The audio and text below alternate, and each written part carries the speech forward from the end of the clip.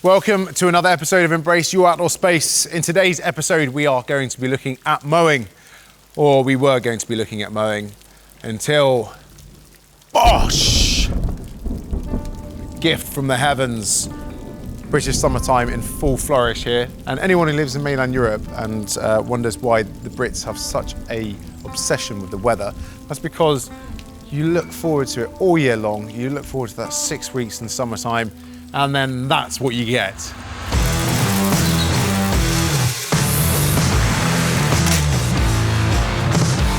Do you know what's great? When you just finished wiping down your mowers from the first shower.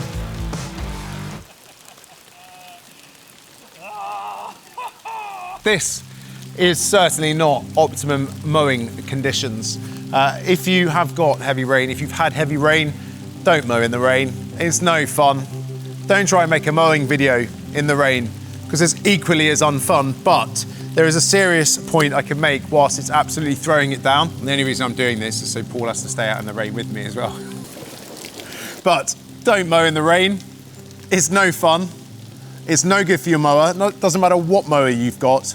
Your mower will not thank you for being put out in conditions like this. Somewhere on the body, either on the cutting blade, around the wheels, on the handlebars, you put metal out in the rain constantly, it's going to have more scope for being damaged over the course of its lifetime. And when you're mowing your lawn, you want to get the best finish possible. So if you have left your grass to go a little bit long, those grass blades are going to be coated in liquid. When they start getting cut up with that propeller-like blade, that's going to get jammed up, gunked up, it's going to get stuck on the underside of your mower. And then when your grass is slightly longer, as we've left it here, that will start then tearing the grass. So you want to get a nice, clean, crisp cut. You don't want to be having to contend with wet, thick, long grass. No good for the mower, no good for your lawn, and no good for you. But there are things that you can do in this weather. And one of them is to grab yourself a nice cup of tea or coffee, tea here in the UK. Sit down and watch a earlier video from about a week ago when I was in a much happier place and the sun was shining and we had a little look around the vegetable patch. Well, it was too good an opportunity not to take advantage of because the sun is staying out and the veg patch is on fire. Look at it. This is one of those times a year where the question, why should I grow my own, is answered incredibly visually. I mean, look at the colors, look at the textures, look at the sizes of things going on here. This is the payoff of just a little bit of effort, a little bit of TLC, occasional watering, a couple of hard yards up front, but the payoff here is both visual and edible. That's the difference. And you could use edible growing to create interest in your beds and borders. If you just wanted to use it in order to dress up your beds and borders with colors, with textures, with aromas. So let's go a little bit back to front tour on what we've got growing in the garden here.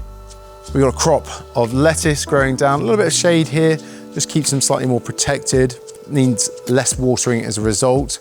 But flanking this up high, corn, unmistakable in its size and stature. Look at those leaves, and this will pretty much look after its own. You can see, if you have a look around, everything else is starting to get a little bit limp because they might just need a bit of watering on a day like today. It's been incredibly hot here in the UK.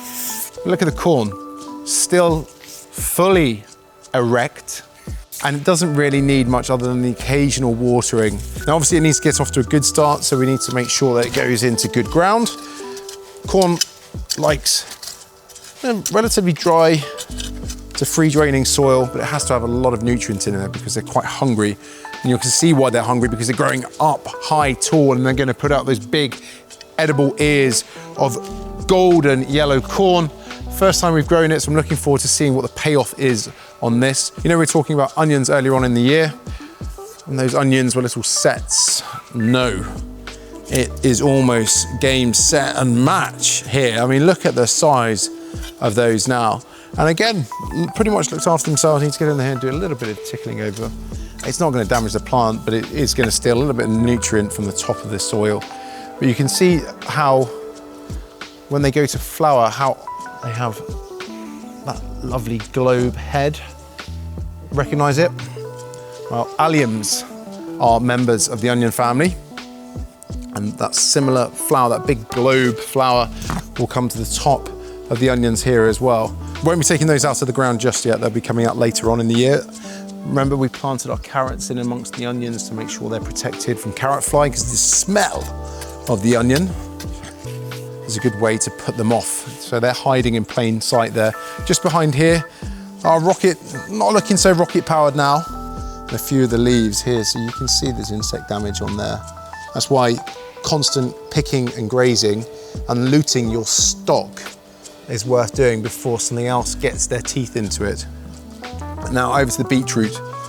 Look at those leaves, those purple veins running through those huge floppy leaves. Really aesthetically pleasing to look at. I mean, that purple colour is always a winner in the garden anyway.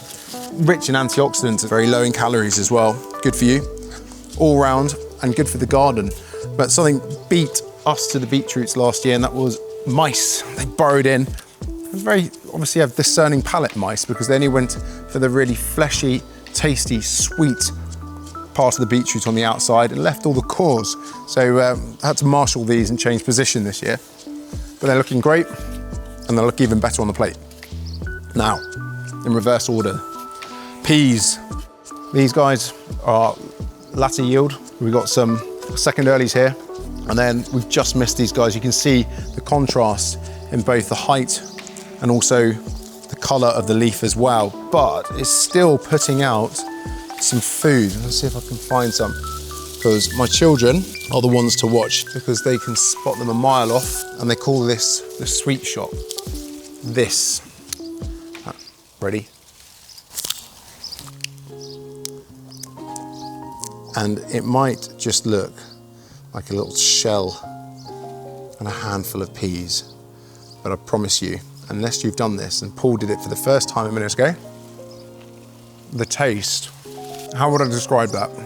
Yes, it has that unmistakable pea taste, but with an added batch of sweetness. If you want to get your children into vegetables, this is the way to do it. The fun of snapping them open, the reveal, getting them to count how many peas are inside each one, who's got the most peas inside their shell, and then the payoff is the taste. It's so sweet.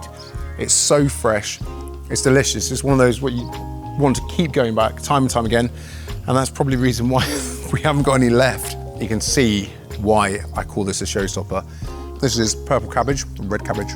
I would grow that just for ground cover. The fact that you can eat it is a real added bonus, but why would I grow it for ground cover? I mean, look at these huge leaves. The sad thing is it's fleeting. Once they expire, they start looking a little bit sorry for themselves. So this is a kind of one-hit wonder, so enjoy it whilst you can. Now, how about later on in the year when everything's starting to die down? Public enemy number one. You either love it or you hate it. Sprouts. Just the name is enough to put me off, and we are going to grow them. We are going to pick them, and they are going to appear at Christmas. But these tall, strong stalks here, and you can start to see fledgling signs of where the sprouts will start to appear along that stalk. Now, incidentally, what's this all about?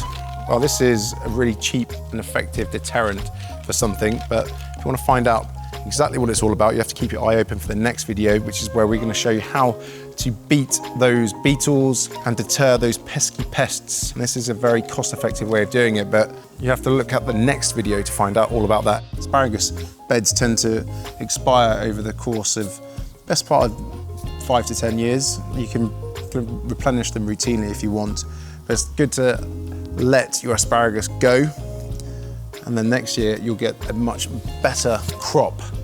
It also makes quite a pretty and aesthetically pleasing part of the produce patch as well. Oh, look at the size of this. Told you I like mine like marrows. This is a mini marrow courgette zucchini. Remember about 2 weeks or so ago, these guys were smaller than my thumb. That is just a mixture of sunshine and showers and nothing else. Once that plant is planted, it will keep throwing these out. And you can pretty much, on a day like today, see them grow before your eyes. And there's plenty more to go at. So regular harvesting when it comes to your courgettes.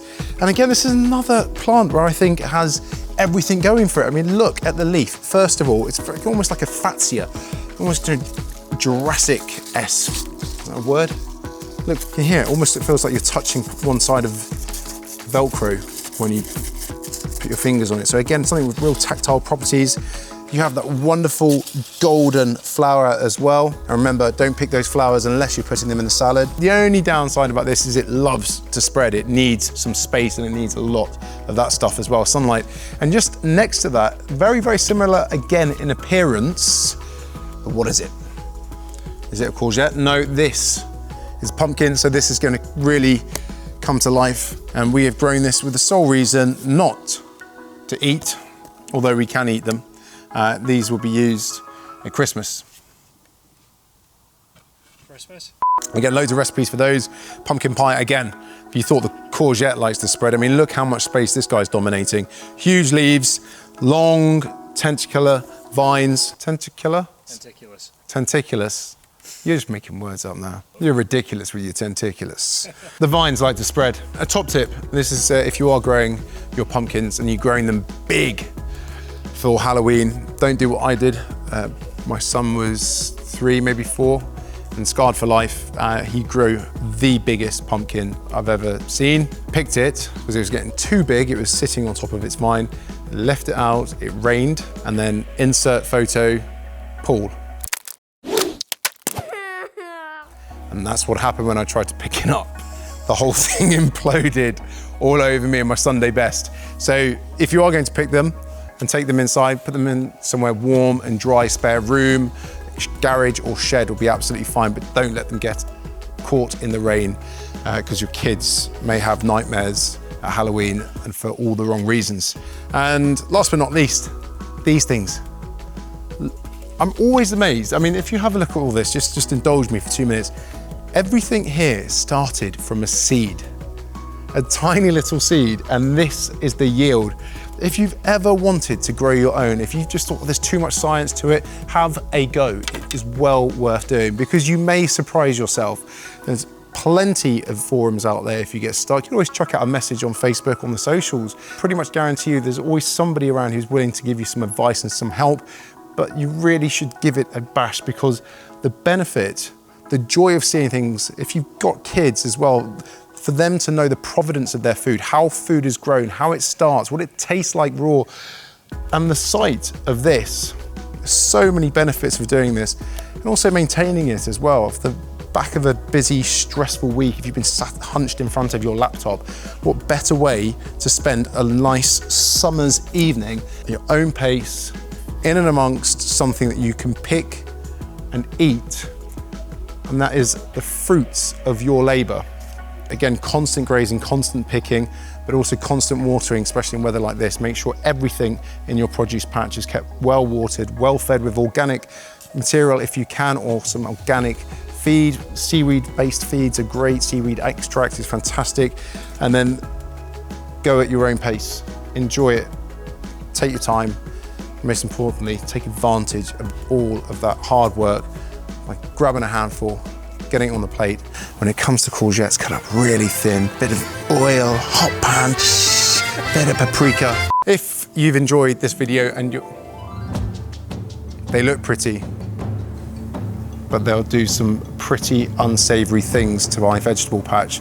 So there is a video where we're going to tackle the pesky pests in the garden. But if you have enjoyed this video and you want to find out any more about growing your own at home, or if perhaps your garden's looking a little bit rough around the hedges, or you've got a horticultural horror show going on, don't forget you can always ask some questions down in the comment section down below. And whilst you're down there, perhaps press the subscribe or like button as well. Thanks for watching, and check out the link at the end of the video.